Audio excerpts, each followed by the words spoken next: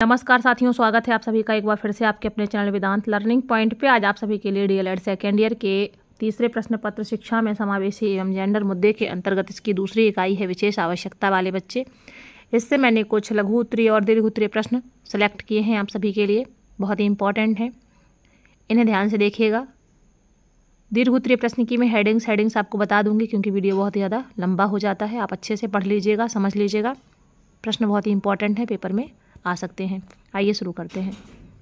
इसमें पहला प्रश्न है, मानसिक मंदता क्या है? जब मानसिक काम करने की क्षमता स्थायी रूप से कम होती है तो उसे मानसिक असक्षमता या मानसिक मंदता कहते हैं। मानसिक असक्षमता एक ऐसी स्थिति है जो मानसिक विकास और शारीरिक वृद्धि की गति को धीमा कर देती है। यह कोई रोग या बीमारी नहीं है, वरन मस्तिष्क की पूरी तरह से विकसित न होने के कारण परिणाम स्वरूप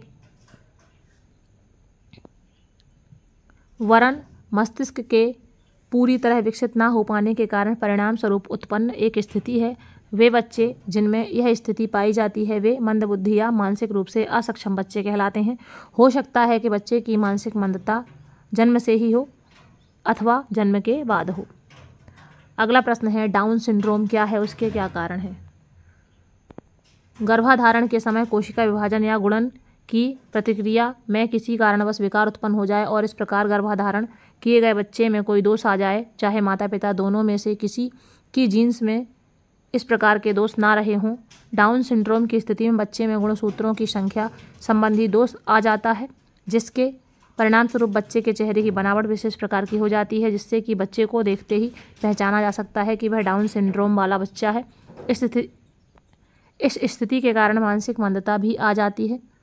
बच्चों की आंखें तिरछी, नाक छोटी चपटी, गोल सिर व चेहरा, छोटी किंतु चौड़ी उंगलियां व हथेली पर खुरदुरी त्वचा होती है।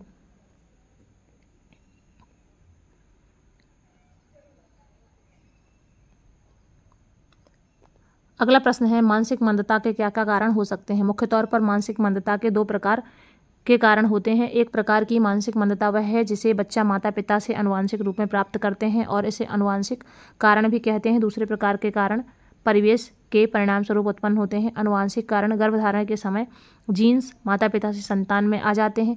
जीन्स में ही विकास के कोड निहित होते हैं, जिसके कारण माँ के गर्भ में एक निषेचित अंडाणु बच्चे के रूप में विकसित होता है। माता पिता दोनों में दोषपूर्ण जीन्स के कारण माँ के गर्भ में विकसित हो रहे बच्चे के मस्तिष्क को क्षति पहुंचती है और ऐसे बच्चे मानसिक रूप से मंद हो जाते हैं। परिवेश संबंधी कारक, परिवेश से हमारा तात्पर्य उन सभी व्यक्तियों, घटनाओं, अनुभवों और वस्तुओं से है जो बच्चे को सबसे प्रभावित करना प्रारंभ कर देते हैं। जब बच्चा माँ के गर्भ में भ्रूण के रूप में होता है, इसका अर्थ यह हुआ कि गर्भधारण के दौरान माता का स्वास्थ्य या उसकी मनोवैज्ञानिक स्थिति गर्भ में विकसित हो रहे बच्चे को प्रभावित करती है। जन्म लेने के पश्चात भौतिक, सामाजिक एवं मानसिक एवं सांस्कृतिक जगत बच्चे का प्रवेश निर्मित करते हैं। इस प्रकार जन्म से पूर्व, जन्म के दौरान तथा जन्मांतर के परिवेश संबंधी कारक बच्चे की मानसिक असक्षमता का कारण बन सकते हैं। अगला प्रश्न है, विशिष्ट बालक का क्या अर्थ है? किसी विशिष्ट बालक के लिए एक शिक्षक के रूप में आपकी क्या भूमिका होगी? विद्यालय में शिक्षा प्राप्त करने के लिए अनेक बालक आते हैं, लेकिन वे सभी समान नहीं होते। इन बालकों में कुछ प्रतिभाशाली होते हैं, कुछ पिछड़े होते हैं, कुछ शारीरिक दोषों वाले होते हैं और कुछ समस्यात्मक होते हैं। इन बालकों की निजी अपनी विशेषताएं होती हैं। ये विशेषताएं शारीरिक, मानसिक, सामाजिक या संवेगात्मक किसी भी प्रकार की हो सकती हैं। इन विशेषताओं के कारण बालक अन्य बालकों से भिन्न होते हैं। ऐसे बालकों को विशिष्ट बालक कहा जाता है। अगला है, शिक्षक की भूमिका।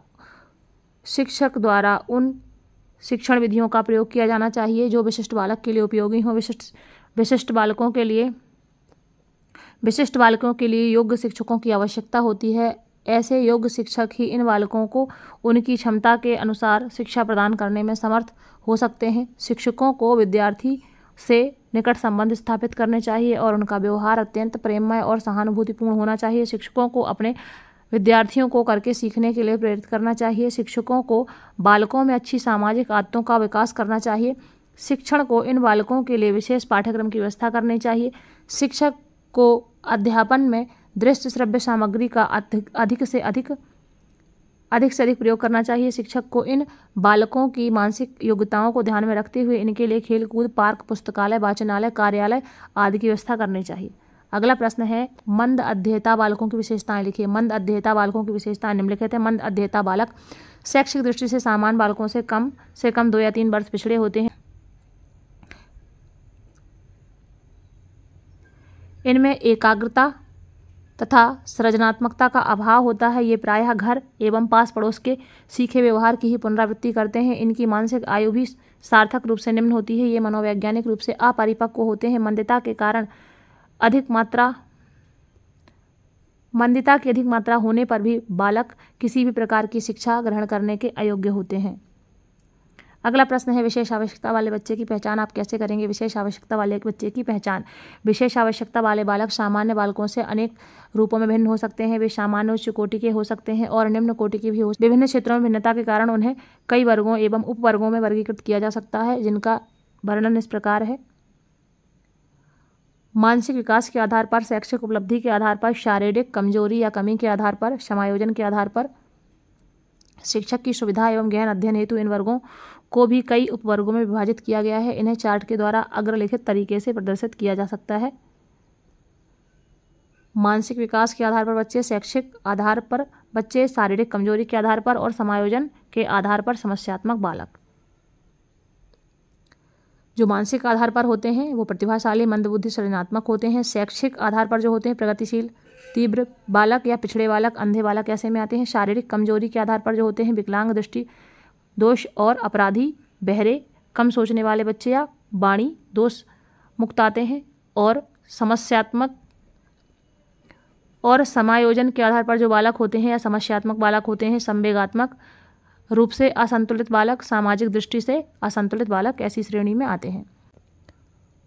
उक्त विभिन्न प्रकार के विशिष्ट बालकों को वर्गीकृत करने में अनेक प्रकार की व्यवहारिक कठिनाइयां सामने आती हैं। कभी कभी एक साथ ही बालक अनेक प्रकार की विशिष्टताएं लिए हुए होता है। शारीरिक रूप से भिन्न बालकों की 2 प्रकार लिखिए। विकलांगिक अक्षम, चिरकालिक बीमार एवं क्षतिपूर्ति स्वास्थ्य, श्रवण क्षतियुक्त, दृष्टि क्षतियुक्त, बहुल विकलांगता। बहुल विकलांगता मतलब कई सारी विकलांगताएं उसके अंदर हों। गणितीय विकलांगता किसे कहते हैं? गणितीय विकलांगता छात्रों की उन अकुशलताओं एवं अयोग्यताओं की ओर संकेत करती है जो सामान्य छात्रों से उन छात्रों को पृथक करती है तथा उनमें सुधार की अपेक्षा एवं संभावनाओं को प्रकट करती है। इनका संबंध वातावरणीय एवं वंशानुगत कारणों से होता है। दृष्टिबाधिता या दृष्टि क्षीणता के कारण लिखिए। दृष्टिबाधिता या दृष्टि क्षीणता के कारण निम्न है: रक्त की कमी या विटामिन ए की कमी से आँखों में दोष आ जाना, दुर्घटना, मारपीट, चोट लगने के कारण, आनुवांशिकता के कारण, आँखों के रोग होने पर, उचित चिकित्सा न कराने पर।